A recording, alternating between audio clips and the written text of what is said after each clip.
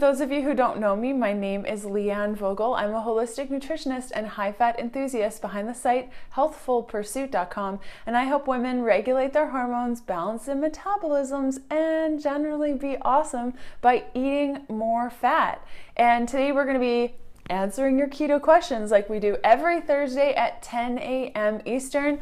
All you people are joining me live. We have Periscope over here and Facebook Live over here, and I upload all of the videos and the replays onto healthfulpursuit.com/live. So if you miss a broadcast in the future, you can head on over there, and all of them are listed there for all of the videos that I've ever done in my office answering your questions. So for those of you who don't know and are new to the community, keto is a low-carb, high-fat eating style where we are eating more fats than we are carbohydrates, really, so that we can shift into fat-burning mode.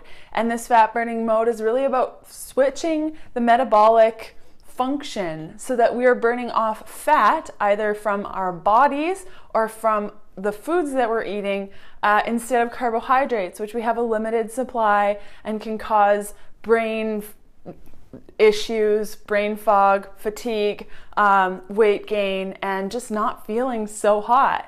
So my approach to keto is more of a gentle approach and really listening to your body and seeing how many carbs we can eat and still burn fat and feel better and train if we need to, and regulate our hormones. So it's a little bit of a different approach than your standard keto, and I'll start explaining that in every video going forward so that everyone's on the same page.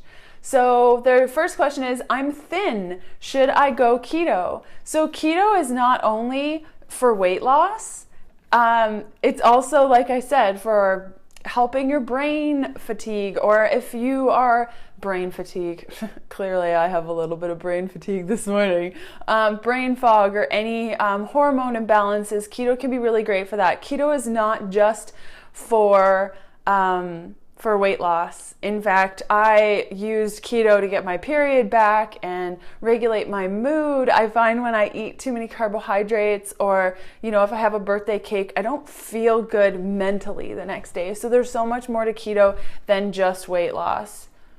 Okay, let's go to Facebook. How long did it for you to get adapted to the keto way? What is the average time? Okay, so how long does it take to get adapted? Now, this can be a couple of days, this can be a couple of weeks, this can be a couple of months. To be fully keto adapted means that you are totally burning fat as fuel and your body's super efficient at it, and it has all the metabolic processes it needs to know that fat is the fuel. So I like to say that probably takes at least 2 weeks up to sometimes 4 weeks. I've heard of somebody taking 6 weeks, but I think that might be a little bit of an anomaly. Hold on. There we go. Sorry, there's lots of people that need to be blocked. Okay, so to become keto adapted, I would say a good place to start is 2 weeks. 10 days, 2 weeks, that's kind of the good place to start. And you can use testing. I enjoy using, what's it called? A blood test. And you can do that just with a ketone meter. And I will include a link up here to a ketone meter that you can check out. Those are my favorite. They are, however, pretty expensive. So I like to just go off how I feel. And I did a video about that last week in our last Q&A. I'll include a link up here and also down below if you're watching this on the replay with the Q&A 15 that we did. And basically it's, when you go toward fat instead of carbohydrates for fuel, that's a pretty good indication. When you can go long periods of time without food, that's another really good indication. Yeah, okay, there was a question on our Facebook group that came in. Now, the Facebook group is accessible to everyone who purchases my products, my keto products. So there was a question that said, could you do a video on how to choose the correct profile? After reading Fat Fueled, I'm still a little bit confused. So she's referring to my program, Fat Fueled, which you can find at healthfulpursuit.com/Fat fueled. If you're watching this on the replay, I'll include a link up here. And you can, when you go through that book, oh my goodness, there's so many people that need to be blocked today. When you go through my program and my book, it outlines a couple of fat-fueled profiles. Now, there's 3 of them. The first one is daily fat burner. The next one is adapted fat burner. And the following one is full keto. And to know which one you go into is pretty simple. Daily fat burner is for people that need carbs every day. They have a hard time going more than a couple of days without carbs, and the whole fat adaptation thing is quite overwhelming for them, but they want to feel better by trying out keto. So I recommend starting with the daily fat burner fat fueled profiles and seeing how you feel with that. And then the following one is adapted fat burner. So this means that you're adapting and then you're having carbs when you need them. So this is really good for people that are training, any sort of anaerobic activity where you're like pushing really, really hard, those sorts of activities like sprint and things like that. And then full keto is like the classic ketogenic approach. You're eating low carb, high fat. There's not a lot of carbs. When you need carbs, they're definitely available to you, but it's usually like pretty, not strict, because I still play around with listening to your body and such, but it's really more of the standard approach to keto. So I hope that answers your question. How many carbs for the keto diet? How many carbs should we eat?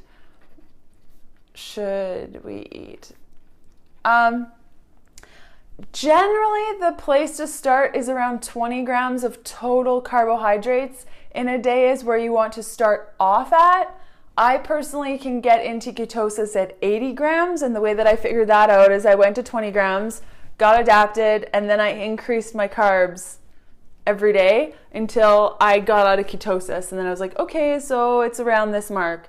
So I like to suggest around 20 grams of total carbs and then work your way up.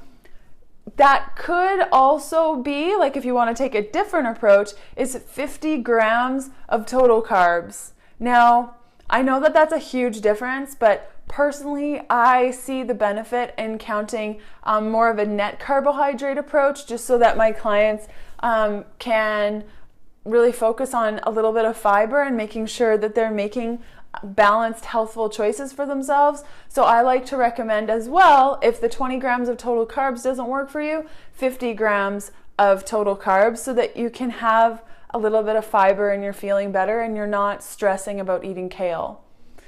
Okay, next question is it okay to do a carb up in the mid to late afternoon instead of for dinner? That seems to be when I need it. Usually it's my afternoon snack of fruit and almond butter. And then you go back to high fat in the evening.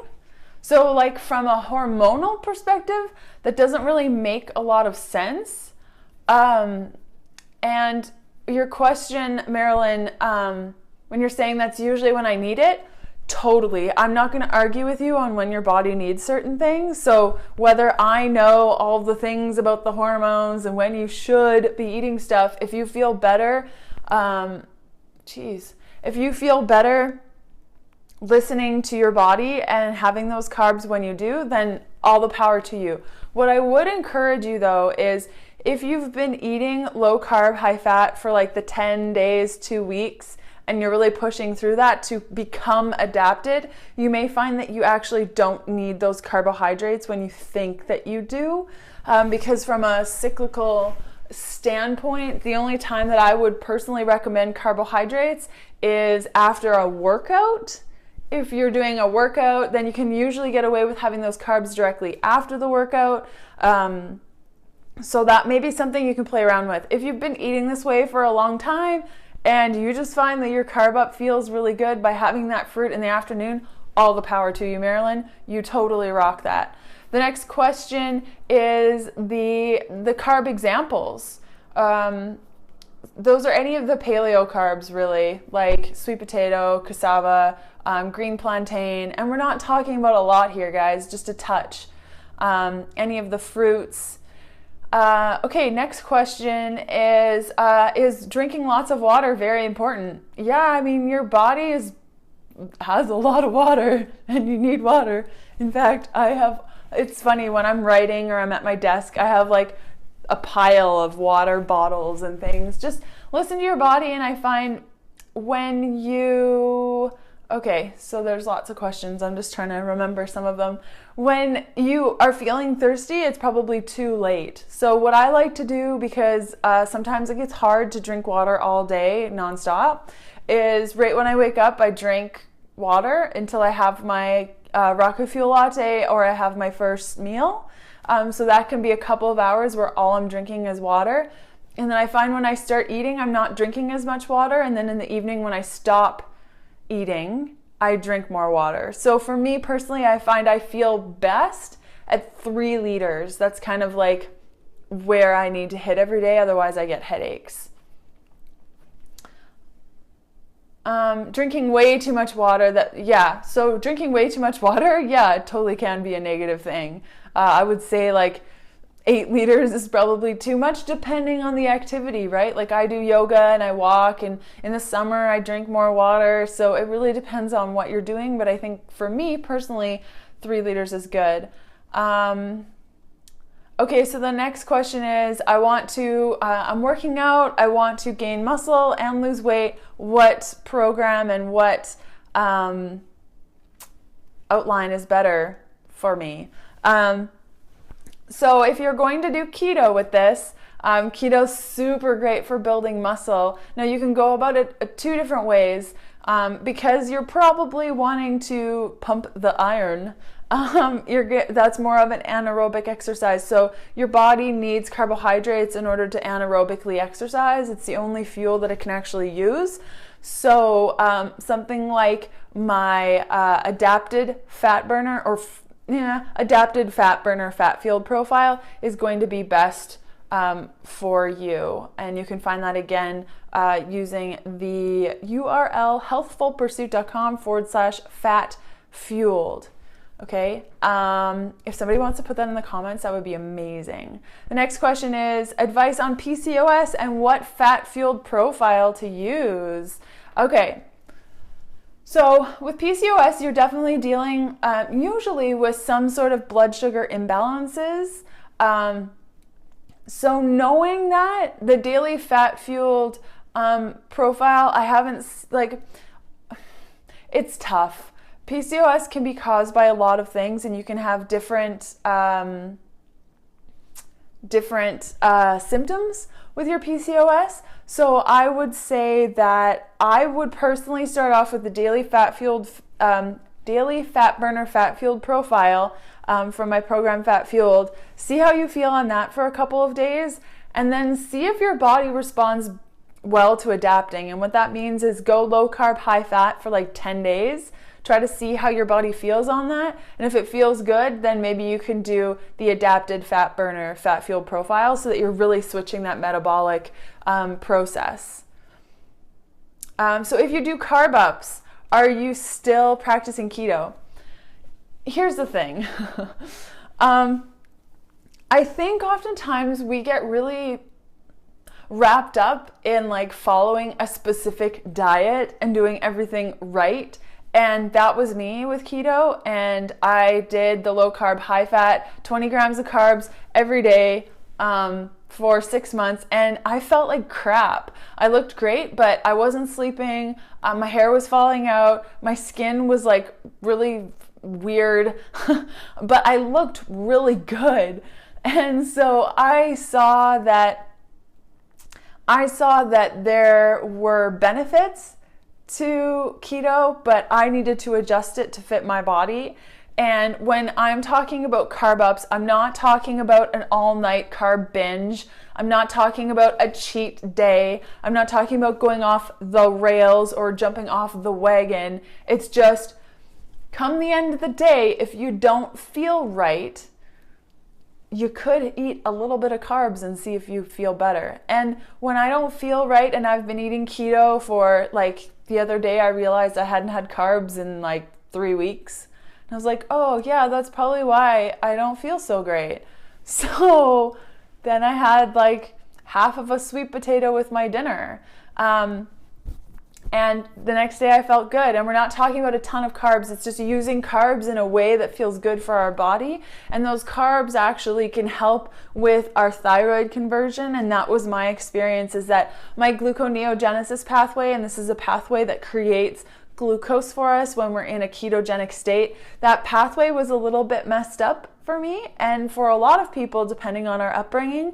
So when that pathway was a little bit messed up for me, what was happening is I was using cortisol to create that glucose, and it was breaking down muscle. So by increasing the amount of carbs that I had, it really allowed my body to do what it needed to do in keto. So in a lot of ways, carbs help me be keto. I guess it's kind of strange, but with that little bit of carbs, it gives my body what it needs, and I can slide back into ketosis the next morning. I'm not out of ketosis for more than a couple of hours. My body burns through those carbohydrates and goes back to being keto.